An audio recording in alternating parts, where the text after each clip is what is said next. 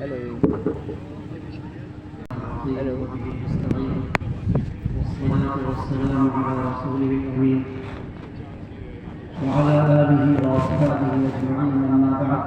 فأعوذ بالله من الشيطان الرجيم. بسم الله الرحمن الرحيم. هل يستوي الذين يعلمون والذين لا يعلمون إنما يتذكر أولو الألباب. آمنت بالله صدق الله مولانا العظيم وصدق رسوله النبي الكريم، ونحن على ذلك لمن الشاهدين والشاكرين، والحمد لله رب العالمین. اللهم صل على سيدنا محمد وعلى آل سيدنا محمد وبارك وسلم. محترم بزرگوں، دینی بھائیوں،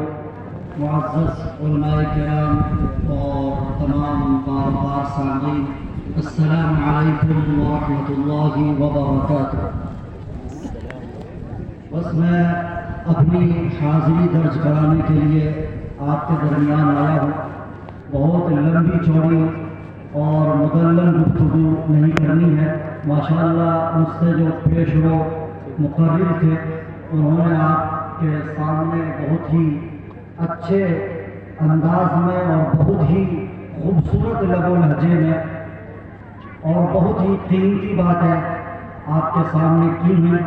اور ہم سب کے مخدوم مربی جناب حضرت مولانا سید احمد جاوید صاحب دعوت برکاتہ العالیہ تشریف فرما ہے،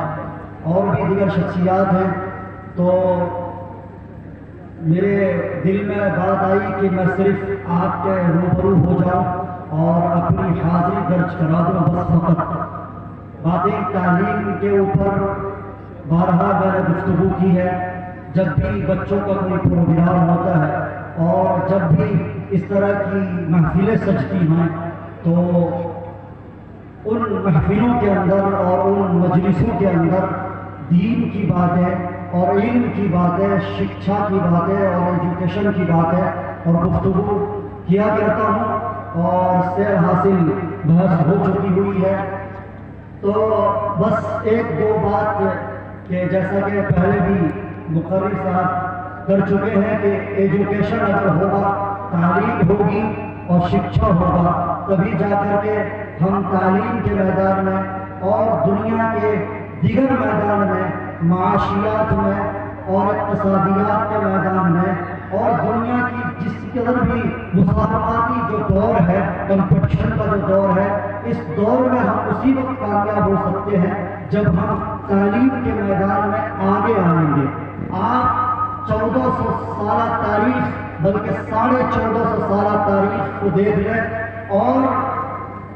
یہ دیکھیں اور تجزیہ کریں کہ مسلمانوں کا جب تک عروج رہا ہے، مسلمانوں کی ترقی کا جب تک زمانہ رہا ہے، اس میں مسلمانوں کے پاس تعلیم رہی ہے، ایجوکیشن رہا ہے، شکشا رہا ہے، تبھی جا کر کے وہ کامیاب ہوئے ہیں. بڑے بڑے مسلم سائنسدان بھی پیدا ہوئے، بڑے بڑے کیمیا گر بھی پیدا ہوئے، بڑے بڑے ڈاکٹر پیدا ہوئے، اور بڑے بڑے اور اس طرح کے دیگر میدان میں اور شعبوں میں، علم فقہ کے میدان میں اور اسی طرح سے طب کے میدان میں بڑے بڑے جیالے اور بڑے بڑے ہنرمند پیدا ہوئے ہیں. چنانچہ آپ نے جابر بن حیان کا نام سنا ہوگا اور قاسم الزہراوی کا نام سنا ہوگا، الکندی کا نام سنا ہوگا. اور اسی طرح سے میں بتاؤں کہ ہارون الرشید رحمۃ اللہ علیہ کا یہ ایک بزرگ بادشاہ تھا. اس کے زمانے تک، بلکہ اس کے بعد جو ان کے دو بیٹے امین اور مامون تھے، ان کے زمانے تک مامون چونکہ یہ معتزلہ تھا، معتزلہ علماء معتزلہ سے متاثر تھا، اس بنیاد پر وہ تھوڑا سا بھٹک گیا ہوا تھا. لیکن اسی دور میں انہوں نے دوسری زبان میں یعنی یونانی زبان میں، عربی زبان میں جو بھی اثاثے تھے وہ منتقل کرنا شروع کیا، اور پھر اس کے بعد انگریزی زبان میں یہ سب منتقل ہوتے چلے گئے. اور ہم مسلمان اس وقت تک جب کہ انگریزی نہیں بلکہ عربی زبان میں سارا اثاثہ موجود تھا. قاسم الزہراوی کا نام آج بھی علم جراحی میں پورے وثوق کے ساتھ، پورے اعتماد کے ساتھ اور پوری شان و شوکت کے ساتھ لیا جاتا ہے وہ قاسم الزہراوی، جس نے علم جراحی اور آپریشن کی بنیاد رکھی اور کتاب تصریف لکھی، آج وہ بنیادی حیثیت رکھتی ہے۔ وہ قاسم الزہراوی اور جابر بن حیان، جس نے کیریا گری میں اور اسی طرح الکندی میں ایک سائنس میں، علم ریاضی میں، میتھمیٹکس میں جس نے بنیاد رکھی ہے، یہ تمام کے تمام ہمارے سامنے ہے۔ لیکن افسوس یہ ہے کہ ہم ان تمام کو پڑھتے نہیں ہیں، اور پڑھتے اگر کوشش کرتے ہیں تو پھر پڑھ نہیں پاتے، یا کوئی اگر سنانا چاہتا ہے تو ہم غور سے سنتے نہیں، یا اس پیغام کو سیریسلی نہیں لیتے، اس میسج کو دھیان سے نہیں سنتے، اور دھیان سے سننے کے بعد پھر ہم اپنی زندگی میں برتنے کی کوشش نہیں کرتے ہیں۔ لہذا یہی ہوتا ہے کہ ہمارا جو زندگی کا معمول ہے اسی پٹری پر اپنی زندگی کی گاڑی کو چلا رہے ہوتے ہیں۔ صبح ہوتی ہے، شام ہوتی ہے، عمر یوں ہی تمام ہوتی ہے، فکر یہ ہوتی ہے کہ ہم کو کس وقت کس طرح سے 2 وقت کی روٹی ہمیں میسر ہو جائے، 2 وقت کی اگر روٹی میسر ہے تو بینک بیلنس کیسے بن جائے، ہمارے بچے خوشحال کیسے ہو جائے، زمین ہماری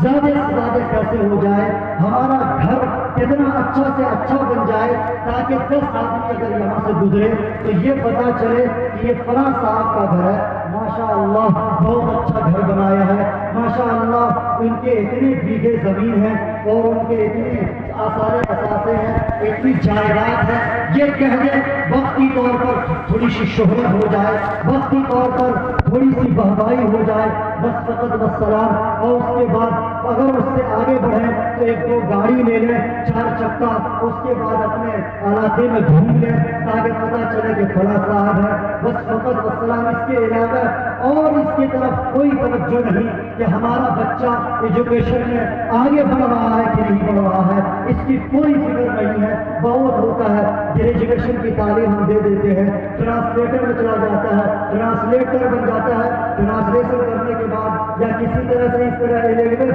سیکھنے کے بعد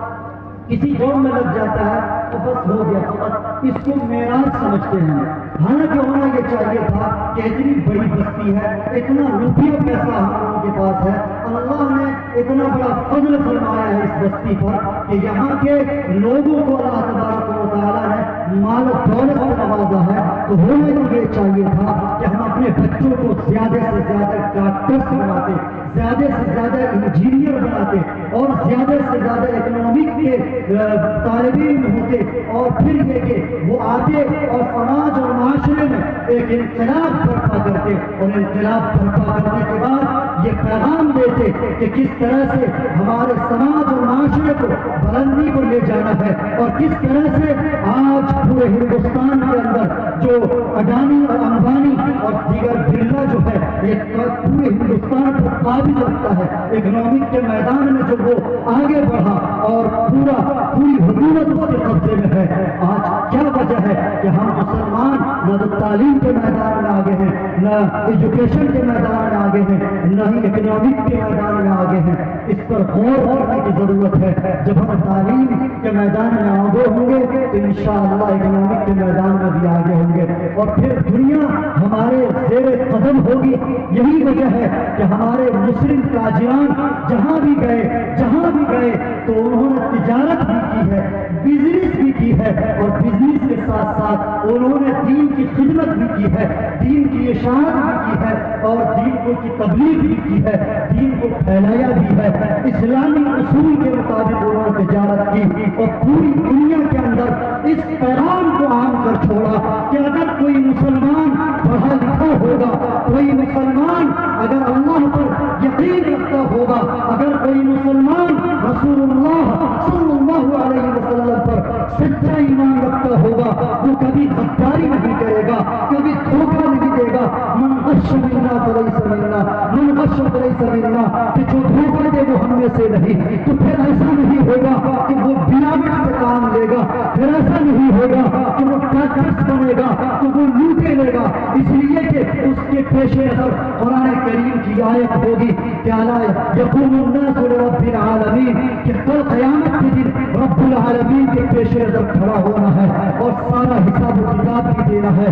تو پھر جہاں بھی ہوگا، جس میدان میں ہوگا، وہ پورے طور پر اللہ کو اور رسول اللہ صلی اللہ علیہ وسلم کو پیش نظر رکھ کر، ان کے ارشادات کو، ان کے فرمودات کو پیش نظر رکھ کر وہ اپنی زندگی کو گزارے گا. اور جس طرح سے خیر القرون کا زمانہ تھا، جس طرح سے مسلمانوں کے چہرے کو دیکھ کر، مسلمانوں کے اخلاق کو دیکھ کر، مسلمانوں کے کریکٹر کو دیکھ کر، مسلمانوں کی گفتگو کو سن کر لوگ مسلمان ہو جایا کرتے تھے. جو مسلمان سب کے سب دھوکہ بگوش اسلام ہو جایا کرتے تھے. کوئی بعید نہیں ہے کہ ہم مسلمان اگر ایجوکیشن کے میدان میں آگے آ جائیں اور پھر یہ کہ دینی دنیاوی جس میں تفریق کر دی گئی ہے، مشتر کی اور ملا کی، جامعہ کی اور یونیورسٹی کی اور مدرسہ کی اور اسکول کی جو تفریق پہلے نہیں تھی، ایک ہی چھت کے نیچے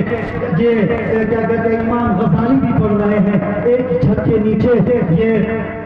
جابر بن حیان بھی پڑھ رہے ہیں، ایک ہی چھت کے نیچے قاسم الزہرانی پڑھ رہے ہیں، ایک ہی چھت کے نیچے بڑے بڑے فقیر بھی پیدا ہو رہے ہیں. ایک ہی مدرسے میں ساری تعلیم ہو رہی ہے، ساری تعلیم دی جا رہی ہے. کسی کا ذہن فقہ میں چل گیا، وہ بہت بڑا فقیر ہو گیا. کسی کا ذہن علم طب میں چل گیا، وہ بہت بڑا ڈاکٹر بن گیا. کسی کا ذہن اس علم ریاضی میں چل گیا، وہ بہت بڑا میتھمیٹکس ہو گیا، سائنسداں بن گیا. ایک ہی چھت کے نیچے پڑھائی ہوتی تھی، کوئی تفریق نہیں تھی جامعہ کی اور یونیورسٹی کی، کوئی تفریق نہیں تھی اسکول کی اور کالج کی اور مدرسے کی، بلکہ ایک ہی چھت کے نیچے سب کچھ پڑھایا جاتا تھا. اگر آج بھی اس نظام کو برپا کیا جاتا ہے، آج بھی اگر اس نظام کو زندہ کیا جاتا ہے اور اسی طرز پر، اسی نہج پر، اسی طریقے پر اگر تعلیم دی جاتی ہے اور پھر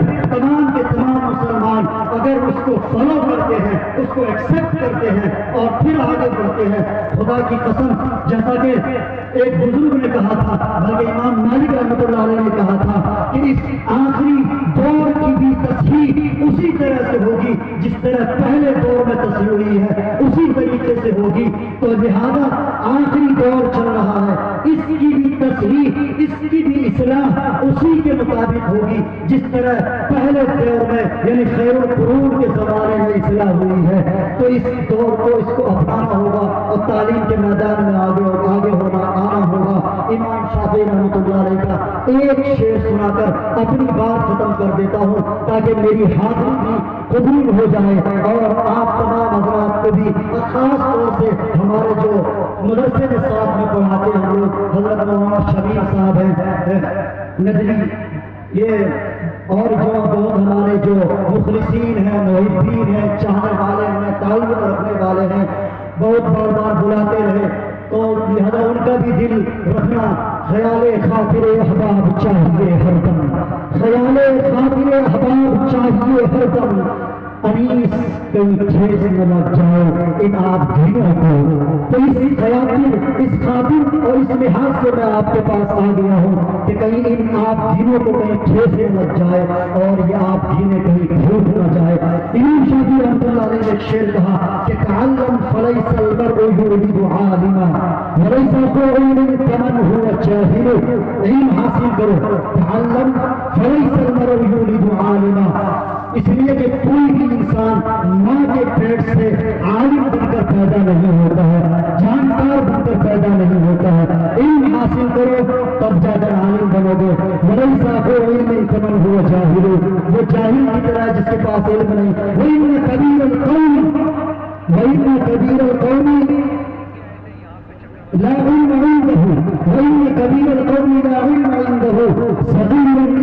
إذا التفت عليه الجحافل. کہتے ہیں کہ قوم کا بہت بڑا سردار ہوگا، قوم کا بہت بڑا आदमी हो जाएगा, लेकिन अगर उसके पास इल्म नहीं है तो वो बहुत छोटा होगा, वो बोला होगा जब महफिलें सजेंगी। यकीनन जिसके पास इल्म होता है, महफिलें सजती हैं तो वो खुद ब खुद बड़ा हो जाता है, गरचे वो कौम का बड़ा ना हो। लेकिन अगर कौम का बड़ा है लेकिन उसके पास अगर इल्म नहीं है, महफिलें लगेंगी तो वो खुद ब खुद बोला हो जाएगा, वो खुद ब खुद छोटा हो जाएगा। गरीब से गरीब बच्चा हो, इंतहाई मुफलिसी की हालत में वो जिंदगी गुजार रहा है, लेकिन अगर ज़ेवर तालीम से आरास्ता है, खुदा की कसम वो इस दुनिया में भी ऊंचा है, आखिरत में भी सुरखरू और कामयाब होगा। इन्हीं तन बातों के साथ और इस उम्मीद के साथ कि हमारे यहाँ के लोग इस पैगाम पर तवज्जो देंगे और अपने बच्चों को तालीम दिलाएंगे, और ऊंची सी ऊंची तालीम दिलाकर ग्रेजुएशन तक नहीं बल्कि उससे आगे की जो तालीम है उसको भी जारी रखेंगे। और जो भी कठिनाइयाँ हैं, परेशानियाँ हैं, दिक्कतें हैं, तकलीफें हैं और तमाम की तमाम मुसीबतें हैं, तमाम को झेलते हुए अपने बच्चों को सही तालीम देंगे, ऊंची तालीम देंगे। इन्हीं बातों के साथ आपसे रुखसत होता हूँ। आमीन। वमा अलैना इल्लल बलाग। व आखिर दावाना अनिल हम्दुलिल्लाह।